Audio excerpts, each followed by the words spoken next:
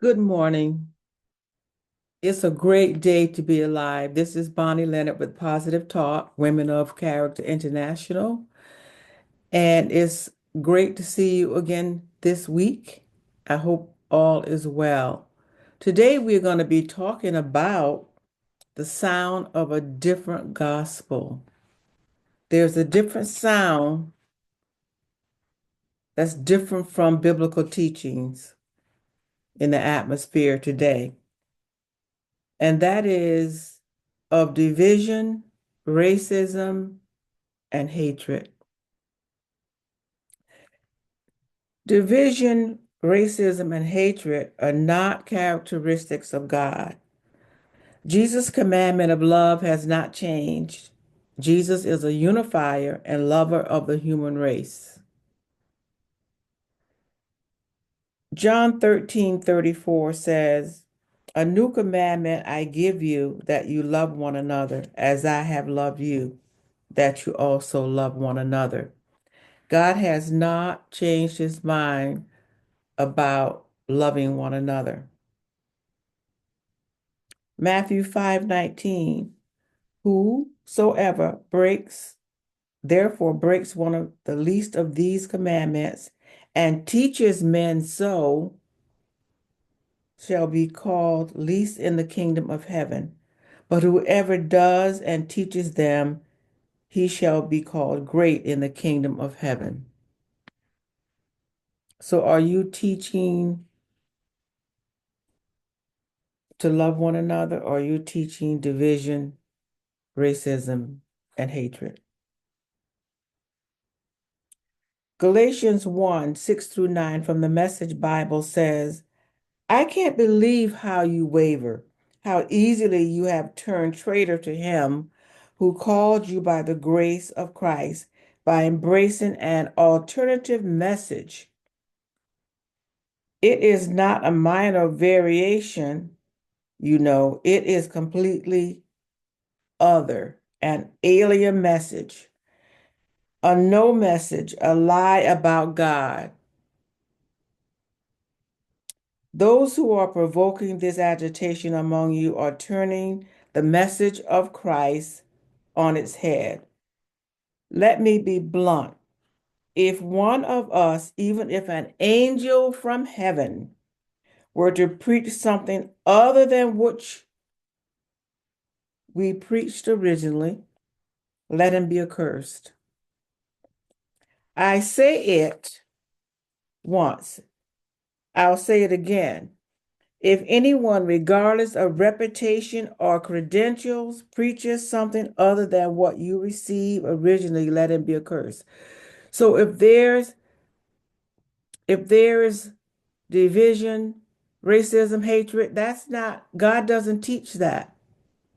And if you're a Christian, a real Christian, you are walking according to the word of God, not according to man. 2 Corinthians 11:3-4. But I fear lest someone, somehow, as the serpent deceived Eve by his craftiness, so your minds may be corrupted from the simplicity that is in Christ. Are you being deceived with this sound of a different gospel?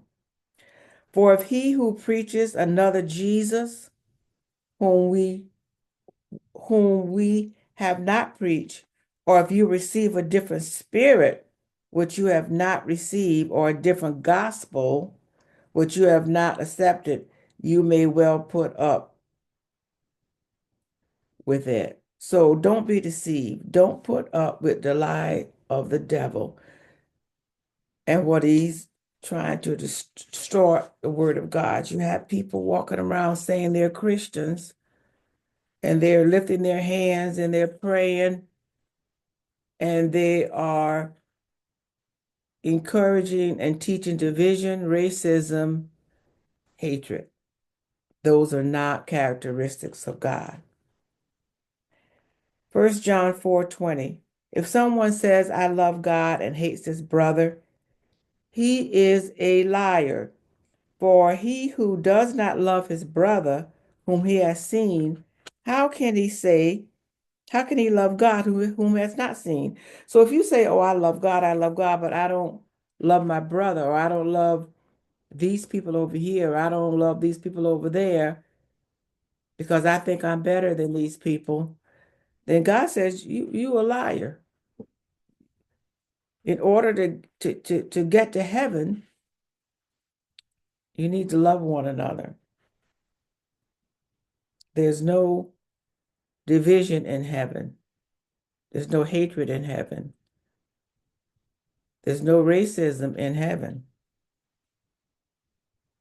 So we need to get it right down here if we plan on going up there. 2 John 5 through 7, oh, excuse me, 5 chapter, the fifth, 2 John, the fifth chapter. No, you know what? It's 5 through 7, but I believe it's 1 John 1, 5 through 7. And now I I plead with you, lady, not as though I wrote a new commandment to you, but that which we have had from the beginning, that we love one another. It has not changed from the beginning. It has not changed. This is love, that we walk according to his commandments. This is the commandment that as you have heard from the beginning, you should walk in it. God is calling us to walk in love. You know, God loved us. He demonstrated his love by sending his only son to die for our sins so that we could live with him forever by accepting his son Jesus as our Lord and Savior. He demonstrated his love. Are you demonstrating your love, or are you demonstrating the world's version of the gospel and Christianity? You are, excuse me, you are members of the body of Christ. 1 Corinthians 12, 20 through 26 says, and this is coming from the Message, I also want you to think about how this keeps you significant. Excuse me. But I also want you to think about how this keeps your significance from getting blown up into self-importance. For no matter how significant you are, it is only because of what you are a part of, the body of Christ. An enormous eye or a gigantic hand won't be a body, but a monster. But what we have is one body with many parts, each its proper size and in its proper place. No part is important on its own. Can you imagine the eye telling the hand, get lost? I don't need you. Or the head telling the foot, you're fired. Your job has been phased out. As a matter of fact, in practice, it works the other way. The lower the part, the more basic and therefore necessary. You can live without an eye, for instance, but not without a stomach. But if it's a part of your own body you are concerned with, it makes no difference whether the part is visible or clothed, higher or lower. You give it dignity and honor just as it is without comparison. If anything, you have more concern for the lower parts than the higher. If you had to choose, wouldn't you prefer good digestion to full-bodied hair? Verse 25 and 26. The way God designed our bodies is a model for understanding how our lives together as a church. Every part dependent on every part dependent on every other part. The parts we mention and the parts we don't. The parts we see and the parts we don't. If anyone hurts, every other part is involved in the hurt. And in the healing, if one part flourishes, every other part enters into exuberance. So we are the body of Christ, and we need to care for one another. We're all important and have different parts to play in the body. No one part is bigger than the whole or is greater than the whole. Second Timothy 3 through 1 from the Amplified. Now, difficult times will come, but understand this, that in the last days, dangerous times of great stress and trouble will come. Difficult times will be hard to bear, for people will be lovers of self, narcissistic, self-focused, lovers of money, impelled by greed, boastful, arrogant, revilers, disobedient to parents, ungrateful, unholy, profane, and they will be unloving, devoid of natural human affection, callous, and inhumane, inconsiderate, malicious gossips, devoid of self-control, intemperate, immoral, brutal, haters of good, traitors, reckless, conceited, lovers of sensual pleasure more than lovers of God, holding to an outward form of godliness, although they have denied its power. They hold a form of godliness, but they deny the power of God. For their conduct nullifies their claim of faith. Avoid such people and keep away from them. People with a form of godliness, but they deny the power thereof. They talk God, but their actions don't speak God. They don't speak God's language. They speak the language of the world. They speak the language of division, racism, and hatred. Matthew 12:25 from the King James. But Jesus knew their thoughts and said to them, every kingdom divided against itself is brought to desolation, and every city or house divided against itself will not stand. United we stand, divided we fall. Divided we fall. Now, listen, there would be no such thing as a white only sign in heaven. Let me repeat that. There would be no such thing as a whites only sign in heaven. I want you to pause and calmly think of that. Think about that. Hmm.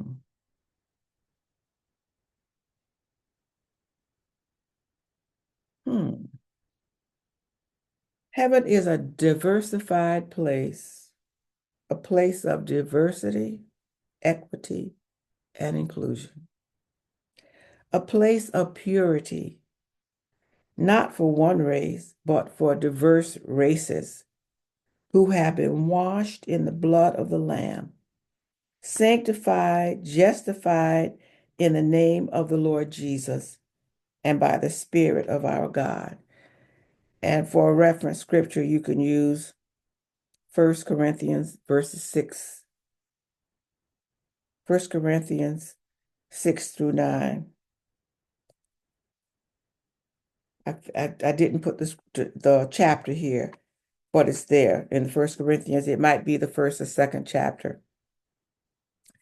Liberty and justice will also be there.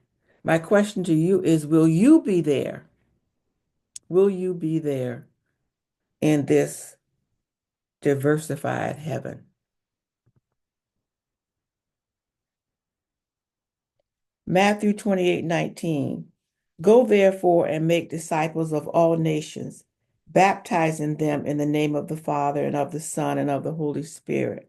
All nations. Now, Revelation 7:9 says, this is John talking.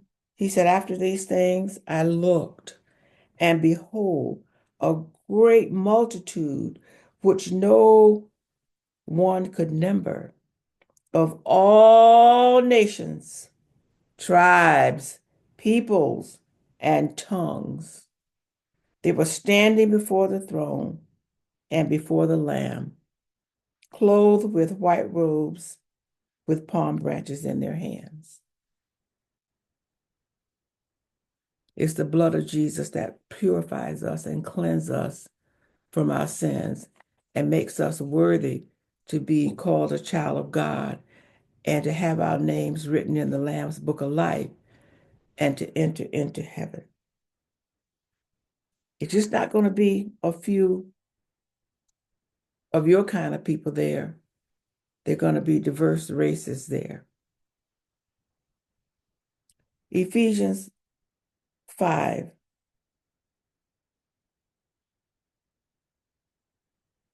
Be imitators of God.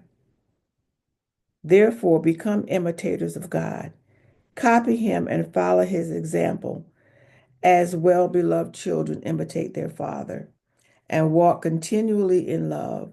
That is, value one another, practice empathy and compassion, unselfishly seeking the best for others, not the worst, the best for others, just as Christ also loved you and gave himself up for us, an offering and sacrifice to God, slain for you, so that it became a sweet fragrance.